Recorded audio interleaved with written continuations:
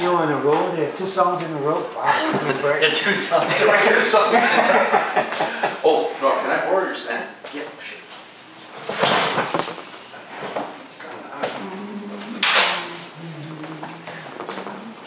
You can keep it, we're going to sing a little bit later on.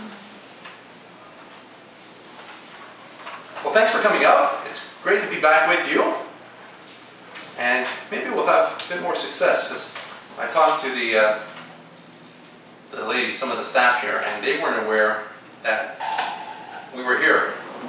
So hopefully, now that they know, they can advertise that we're here.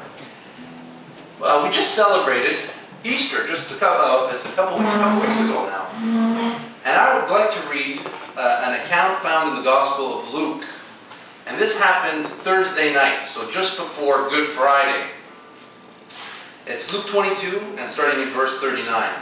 And it says, "And he came out and went, as was his custom, to the Mount of Olives. And the disciples followed him. And when he came to the place, he said to them, 'Pray that you may not enter into temptation.' And he withdrew from them about a stone's throw, and knelt down and prayed, saying, 'Father, if you are willing, remove this cup from me. Nevertheless, not my will, but yours be done.' And there appeared to him an angel from heaven, strengthening him. And being in an agony, he prayed more earnestly, and his sweat became like great drops of blood falling down to the ground. And when he rose from prayer, he came to the disciples and found them sleeping for sorrow. And he said to them, 'Why are you sleeping? Rise and pray, that you may not enter into temptation.'" So once again, this account takes place just before Good Friday. It's that Thursday night. He just talked about his communion, the breaking of bread and offering the cup of wine. That's what we commonly call communion today. And it was a real picture of what was going to happen to Jesus just in the next few hours. So he goes out, we're told in this account, to this garden. But before we continue on in this story, I'd like to go right back to the book of Genesis and tell you about another garden. It was the Garden of Eden. So we're going to see tonight, or hopefully with the Lord's help, we're going to see that in these 2 gardens, what the fruit of those gardens were. In that first garden, the Garden of Eden, came out of it, at the end of it, the fruit of that garden, it was death.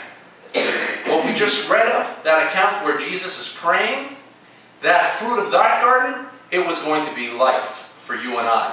But like I said, we're going to just we'll just go over that story in the first garden, and that takes place in Genesis chapter 2. We're told that God planted a garden in Eden, and he put man and woman in that garden. Man and woman, he created this right during the story of creation. He created the sun and the moon and the stars and the earth and all the plants and the birds and the fish and all those things. And then finally we're told he created Adam and Eve, and he put them in that garden. And we're told that all their needs were met in that garden by God himself. They were given dominion over that garden, and they were to supervise it. And they're also told, as good as that is, they're told that God would come to meet with them, face to face with God every day. It says he would come in the cool of the evening and meet with his creation, with Adam and Eve, in that garden. We're also told in Genesis chapter 2 that God left them some instructions. He said to them, "Eat of the fruit of any tree except from the tree of the knowledge of good and evil, because you will surely die," he told them. Now, he was talking about a physical death, although that does come into play, but he really meant spiritually, if you disobey and you eat the fruit of this one tree, that's not for you. We're told in the next chapter that Satan, the devil, comes to Adam and Eve. He comes into the picture and he tricks Eve. He deceives Eve. And how does he do that? He puts into question what God just told Adam and Eve. the devil comes to Eve and says, did God actually say that you weren't allowed to eat from this tree? Now we're told that the serpent was more crafty than any other beast. And Adam and Eve were tricked by the devil. And they did eat of that fruit. And we see the immediate results of disobedience in that they were told, instead of waiting to see God face to face in the cool of the evening, what did they do now that they were disobedient? The Bible tells us that they hid from God. And they were afraid of God. And even today, the impact of that one event, that disobedience, has caused much sorrow, great sorrow ever since. It's affected everything else from that point to today. We can see it today, we can see it in that there's famine, there's disease, people get addicted to drugs and alcohol, and there's death, both physical and spiritual, all because that one act of disobedience. There's a good friend of mine. I go and watch TV and go out and have a couple of smokes with him. We're also told in Genesis chapter 3 that God punished the serpent for tricking, for deceiving Adam and Eve because of what he had done. But the damage was done, and the weight of it would be crushing to them. So God, to Adam and Eve, it would be terrible because of that disobedience. But God, because of his great love, he offers them hope. And he tells them of a promised seed, of a descendant, an offspring, who would deliver a fatal blow to that devil. Here was a promise. God would strike his ankle, but your descendant will crush his head. So to offer them hope that even though this one act of disobedience in this garden would produce death, there would be a time in another garden, he's saying, a descendant of Adam and Eve would go to another garden, and out of that garden will come life again. So God offers them hope. So the situation of the fruit of this garden is this. Life for the first garden is this. Life for all mankind, life for you and I, would be much more difficult.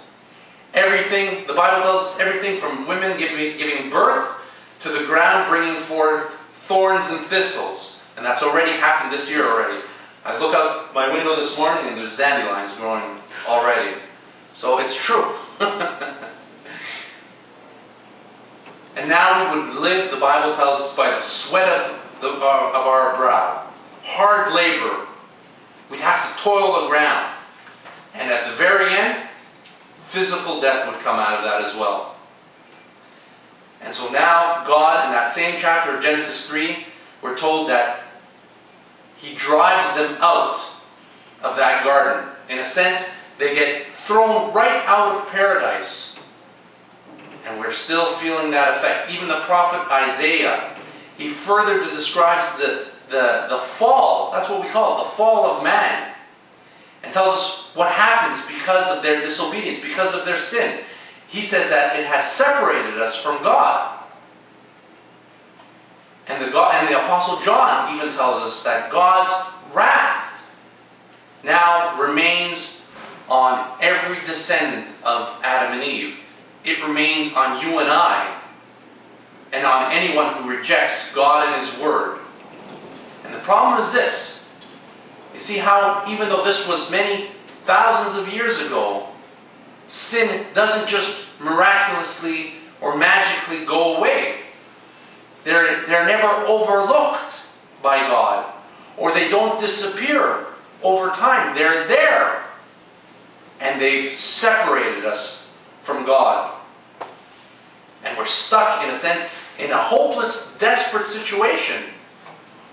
So we see in the first garden, the fruit of that garden, like I mentioned to you, it was death. It was separation from God.